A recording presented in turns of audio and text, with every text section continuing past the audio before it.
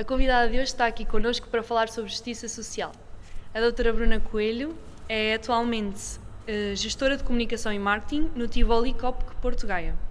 Desempenhou funções como coordenadora editorial e de imprensa na Amnistia Internacional de Portugal, tendo estagiado também no Protocolo do Estado Português e na Embaixada de Portugal em Bogotá, na Colômbia. É formada em jornalismo e comunicação e mestre em relações internacionais, com especialização em estudos de paz, desenvolvimento e segurança pela mesma instituição. Olha para a escrita e fotografia como ferramentas de consciencialização dos direitos humanos, tendo um gosto particular pelas questões migratórias, proteção de minorias e direitos das mulheres. Doutora Bruna Coelho, para começarmos assim simples e sem palavras difíceis, se tivesse apenas um minuto para nos explicar o que é justiça social, o que diria? Um minuto não é muito, mas podemos dizer que a justiça social é o princípio fundamental pelo qual se rege a norma ou esta ideia de que toda a gente tem os mesmos direitos, tem esta igualdade de direitos e de oportunidades, independentemente da sua etnia, da sua origem, do seu género, da religião, da sua condição económica, todos estes fatores diferenciadores, no caso da justiça social, não entram em jogo, ou seja, entram em jogo porque sabemos que as pessoas são efetivamente todas diferentes, mas não entram em jogo na sua condição de poder efetivamente usufruir de todos estes direitos e de oportunidades. Que exemplos concretos pode dar assim do nosso dia-a-dia? Do nosso dia-a-dia, quando pensamos, por exemplo, em justiça social, se pensarmos no conjunto, por exemplo, de direitos humanos que um indivíduo deve gozar, pensamos, por exemplo, no direito à saúde. Portanto, esta facilidade que toda a gente deveria ter em marcar um exame, em ter acesso à saúde mesmo que viva numa zona mais remota, poder ter este acompanhamento e esta facilidade. Por exemplo, no direito à educação, sabermos que todas as crianças e todos os jovens podem e conseguem efetivamente ir a uma escola, que isto se calhar não é um grande problema aqui em Portugal, mas em países como o Afeganistão, por exemplo, desde 2021, quando tivemos o regresso dos talibãs ao poder, nós sabemos que há muitas meninas que não podem usufruir deste direito seu a irem à escola, a poderem, por exemplo, prosseguir para uma universidade. Há muitas estudantes que foram retiradas das universidades e das escolas, muitas mulheres que lecionavam e deixaram de o poder fazer, e portanto é um direito que é, na verdade, a base para os nossos sonhos. Quanto mais educação e formação nós tivermos, mais alto nós depois podemos sonhar. Portanto, à partida, este sonho fica ali muito limitado. Ainda no setor da educação, se olharmos, por exemplo, aqui para Portugal, ter acesso a todos os materiais. Portanto, independentemente da nossa condição económica, quando falamos em justiça social, falamos em crianças que possam efetivamente ir à escola e também ter os materiais para poderem estudar com a mesma qualidade de quem tem condições económicas maiores, que têm estes transportes para poderem deslocar-se até ao sítio onde estão as suas instituições de estudo. Fora deste setor, por exemplo, e falando um bocadinho na componente dos transportes, se por um lado temos crianças que tenham que ir ou que possam ir até às escolas, temos que pensar também nos transportes, por exemplo, no caso de pessoas com mobilidade reduzida, os transportes estão adaptados, tudo isto são partes da justiça social. Falando aqui nestes setores. Na habitação, que é uma das grandes preocupações, por exemplo, a nível nacional, e eu sei que se calhar, espero eu, que ainda vivam com os vossos pais, mas um dia mais tarde, quando queiram sair e formar a vossa vida, é muito importante e é uma grande dificuldade nos dias de hoje, com um salário atual, conseguir de facto pagar uma renda, ter este direito à habitação que, para alguém que trabalha, deveria ser um direito intrínseco. E muitos por aí fora, mas nestas áreas que mencionei, penso que são bons exemplos. Ok. No seu percurso, que tipo de injustiça lhe causou assim o maior incómodo? Muitas. Não consigo ordenar, mas acho que, por exemplo, sempre que vejo alguém que luta por um direito que é um direito humano seu, por exemplo, dou o exemplo de pessoas que estão na sua condição de quererem uma vida melhor e que têm que migrar para outro país e terem esta oportunidade de o fazer e terem direito ao seu asilo num país que lhes oferece esta segurança. Já presenciei algumas situações deste género e era algo que me causava assim muita preocupação e que era um dos temas e dos assuntos com que mais tinha esta empatia, muito também por conta da minha formação, mas lembro-me de estar na Turquia e depois de trabalhar algum tempo na Colômbia, na Embaixada, e de ver muita gente, por exemplo, que vinha da Venezuela pela situação económica, social e humanitária que lá se passa e que já se passava nessa altura, porque chegavam até à Colômbia, até à Embaixada, por ser um organismo consular que efetivamente estava a funcionar e que era perto da fronteira com a Venezuela, apenas para saber se a sua situação estava regularizada e poderiam, por exemplo, vir para Portugal com as suas famílias. Portanto, foi uma das situações com que fui confrontada e que realmente despertava aqui esta empatia e me causava muita tristeza. Mas há muitas outras, sempre que vejo alguém que não tem a possibilidade de ter um tratamento, que não tem este direito à saúde, que, como referi no exemplo anterior, que não pode estudar e a quem é barrado esse seu sonho de poder eventualmente seguir uma carreira numa área que exige aquele tipo de formação, sempre que alguém não consegue prosseguir com a sua vida, é algo que me deixa muito zangada e triste, claro. Quanto às redes sociais, acha que ajudam a promover a justiça social ou ainda incentivam mais assim, a discursos de ódio?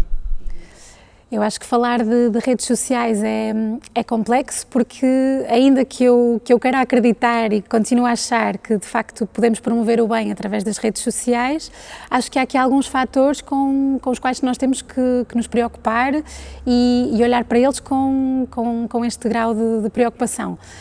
Saber, por exemplo, que as redes sociais funcionam muito na base de aquilo que gera um maior número de cliques, portanto aquilo que nos desperta uma maior curiosidade e que na verdade não são na sua maioria conteúdos tão empáticos ou assim, portanto são conteúdos poderosos no sentido de isto é muito estranho ou isto até me revoltou e inquietou-me, eu vou partilhar. Portanto, acho que o bem pode estar nesta partilha, mas acho que aquilo que é polémico normalmente está na base dessa partilha.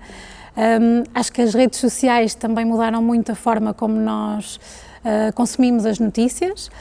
Sinto que os próprios órgãos de comunicação se adaptaram ao mundo das redes sociais, no sentido em que eles também querem captar logo a atenção do consumidor, dos utilizadores de redes sociais, desde o primeiro segundo, porque a própria capacidade de atenção das pessoas não é algo que esteja muito trabalhado nos dias de hoje. Portanto, nós consumimos muito e temos tendência até a fazer este gesto assim, não é?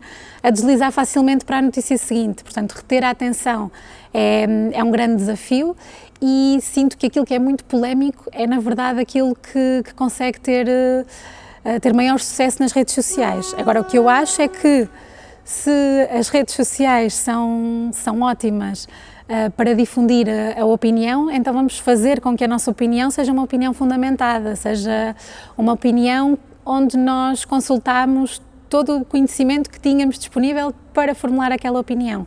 E então acho que assim também são espaços onde nós realmente podemos dar uso à nossa voz e também expormos aquilo que pensamos e as causas que defendemos. Ok, e acerca dos discursos de ódio, o que se pode fazer para prevenir esses comportamentos?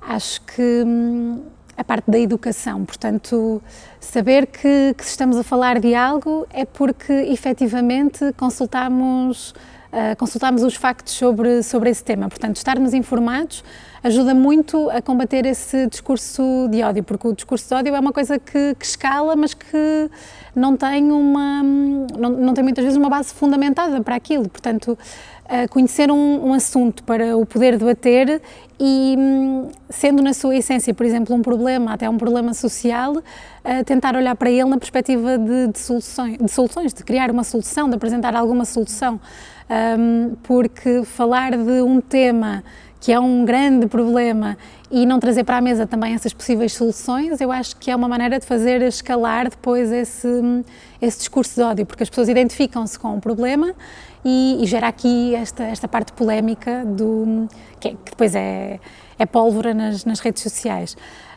Portanto, esta parte de estar fundamentado, de conhecer também os sítios onde vamos buscar essa informação. Nós sabemos que, por exemplo, é muito importante consumirmos informação de fontes fidedignas, irmos aos próprios órgãos de comunicação social, porque nem sempre aquilo que nós vemos nas redes sociais, na internet de forma mais alargada, é efetivamente verídico, ainda mais quando entramos aqui na área muito recente, mas que tem já muita força da inteligência artificial. Portanto, saber distinguir estas vertentes e privilegiar fontes de comunicação que são fidedignas. Agora mais quanto à escola. Dentro da sua perspectiva, que pequenas atitudes assim, concretas é que nós podemos adotar para tornar o meio escolar mais justo? Eu lembro-me de estudar e de haver uma disciplina que se chamava Formação Cívica, que eu espero que ainda exista, ou que seja algo com um nome muito semelhante. Mas isto para dizer que, efetivamente, quando andei na escola, nesta disciplina de Formação Cívica, existiam muitos valores que eram passados e que iam muito ao encontro deste conceito complexo e deste princípio que é a justiça social. Portanto, saber que deveríamos respeitar o outro independentemente, por exemplo, da sua religião, do seu género, da sua orientação sexual, portanto, abranger aqui muito o leque para estarmos também em contacto com pessoas que pensam de forma diferente da nossa, fazer muito debate sobre questões que se calhar são fundamentais para a nossa sociedade, para o meio escolar, mas criar desde cedo esta vertente de pensar sobre os assuntos e sermos confrontados com opiniões que são diferentes da nossa, para conseguirmos, se calhar, pôr-nos na perspectiva do outro, criar uma empatia maior. Acho que fazer esse exercício desde muito cedo é importante. E depois também dar espaço para a diferença através de algumas iniciativas escolares. Eu lembro-me, por exemplo, que isto mais no âmbito universitário, tínhamos muitas semanas em que conhecíamos efetivamente a cultura de alunos vindos de fora, éramos colocados em contacto com essa cultura diferente, com esse modo de pensar diferente, até com as próprias tradições. Portanto, acho isso muito importante. Acho que ao longo da vida há algumas coisas que podemos fazer, viajar é uma delas, para estar em contacto com essas culturas e modos de pensar, mas acho que a partir desse exercício na escola, enquanto somos muito jovens, é muito importante. Isso também nos dá aqui algumas estratégias pessoais de não ter medo de dizermos aquilo que pensamos, porque alguém vai pensar de uma forma diferente da nossa. Isso é muito importante. A nossa opinião não é mais ou menos valiosa porque estamos a debatê-la ou estamos a apresentá-la a alguém que não pense da mesma forma.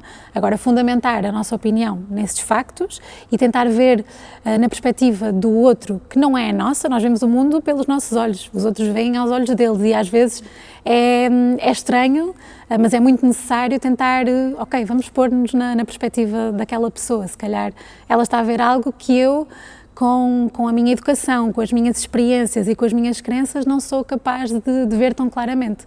E acho que a escola é um ótimo palco e um ótimo sítio para termos esta formação.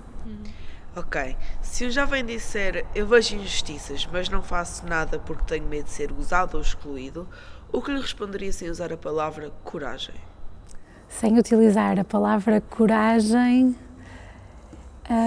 eu diria que é muito fácil nós gozarmos com alguém ou sermos alvo da chacota de alguém, de gozo de alguém, ainda mais nos dias em que correm, em que toda a gente tem um telemóvel para fotografar alguma coisa, para filmar alguma coisa, portanto parece que estamos sempre alerta e que a nossa privacidade é uma coisa que está cada vez mais posta em causa, porque estamos sempre rodeados de alguém que pode efetivamente ouvir-nos, gozar connosco e que pode também criar algum conteúdo, seja fotografado, seja filmado, com esse intuito. Agora, no meio escolar e na vida em geral, eu acho que é sempre mais fácil nós pormos-nos no lugar de alguém e tentarmos ser empáticos e compreensivos, porque no final do dia, se calhar, foi só mais uma situação durante todo o nosso percurso e toda a nossa vida em que alguém gozou connosco. Quantas vezes alguém goza connosco e nós não sabemos, não é? Portanto, acho que isso é uma parte da vida, não acho que seja uma grande preocupação. Acredito que nas idades mais juvenis, em que efetivamente estamos a construir-nos enquanto pessoa e estamos a perceber bem de que forma é que pensamos e pronto, e também estamos a conhecer-nos melhor, acho que isso pode ter um peso maior, mas no final do dia acho que é muito importante fazermos o exercício de, se calhar fui gozado, mas estou bem com aquilo que fiz, portanto estou de consciência tranquila, ajudei aquela pessoa e sinto-me bem por isso, ou intervi nesta situação e estou orgulhoso de mim mesmo. Eu acho que esse sentimento é muito mais duradouro e é muito mais importante do que pensarmos ou deixarmos de fazer alguma coisa ou de ter alguma atitude porque estamos a pensar naquilo que o outro vai achar do que eu estou a fazer. E estarmos seguros dos nossos passos e conseguirmos ser empáticos, acho que vale muito mais, e não usei a palavra coragem, acho eu, pelo menos nesta descrição. Ok. E no dia-a-dia, assim, fora de grandes causas, que pequenas atitudes nossas é que podem fazer mesmo uma diferença na defesa da justiça social? Eu acho que é muito fácil estar atento, ajudarmos os outros, no meio escolar, por exemplo, na nossa rede de amigos, tentar perceber se alguém não está tão bem naquele dia, procurar perceber, procurar ajudar, e são pequenos gestos no dia-a-dia que podemos fazer e que também estão eles ligados à justiça social, porque é a nossa forma, a mais intimista e em comunidade, que podemos fazer para dar sentido a esta palavra, ou a este conceito. Há muitas coisas, portanto, ajudar as gerações mais velhas, se calhar menos instruídas, por exemplo, na nossa família, se virmos que alguém precisa de ajuda para fazer esta tarefa, ou que o meu irmão mais novo não está a conseguir fazer os trabalhos e se calhar os meus pais estão ocupados com outras tarefas, eu posso fazer isto. Ou a minha avó não percebe nada de telemóveis e eu até sou aqui um guru da tecnologia. Portanto, há muitas coisas pequeninas que não damos importância, mas que na verdade são fatores e são tarefas que também determinam aqui a nossa forma de ajudar e que são muito fáceis de fazer. Ou se temos alguém que conhecemos e que não tem acesso, nem tem o mesmo poder de compra que nós temos, se calhar vamos tentar perceber o que é que ela quer e no aniversário vamos juntar mais pessoas para podermos dar-lhe alguma coisa que está fora do alcance financeiro, mas que nós todos juntos conseguimos fazê-lo. Portanto, há muita coisa que é simples e que no dia-a-dia, exemplos pequeninos do dia-a-dia, que efetivamente conseguimos fazer para tornar a comunidade mais unida e melhor. Acho que a atenção é mesmo um fator determinante. Ok, por fim, que conselho daria às jovens que querem lutar por um mundo mais justo, mas não sabem por onde começar? Acho que podem começar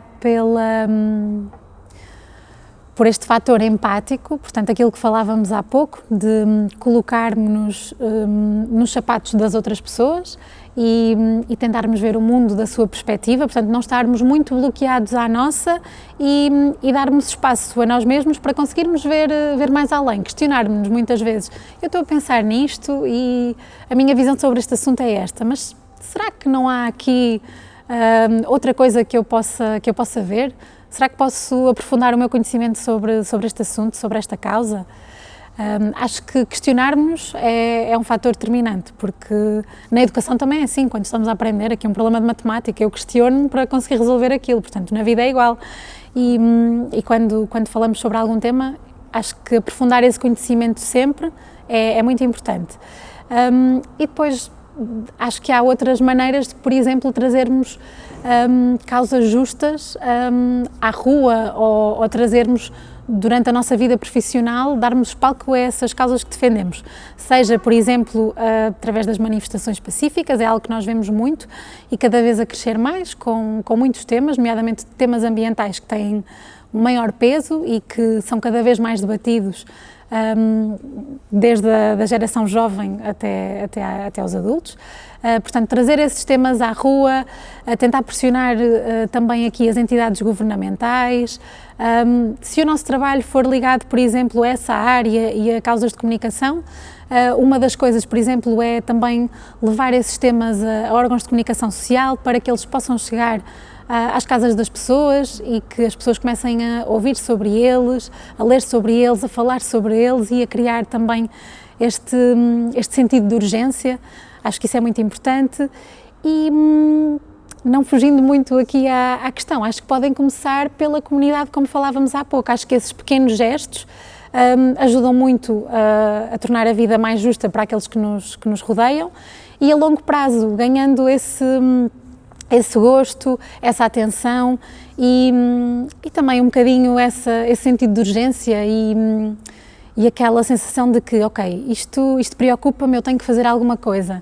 Acho que isso pode nascer na comunidade e depois escalar para levarmos esses temas a debate público e conseguirmos aqui fazer algumas mudanças na sociedade. Pronto, com esta reflexão terminamos a nossa entrevista. Falar de justiça social parecia-nos assim um bocado um bicho de 7 cabeças, mas na verdade, pronto, com a sua perspectiva acho que conseguimos clarificar este tema e perceber muito melhor. Pronto, agradecemos imenso a sua disponibilidade, muito obrigada por este contributo tão valioso para o nosso percurso escolar e pessoal. Eu é que agradeço. Obrigada. Obrigada.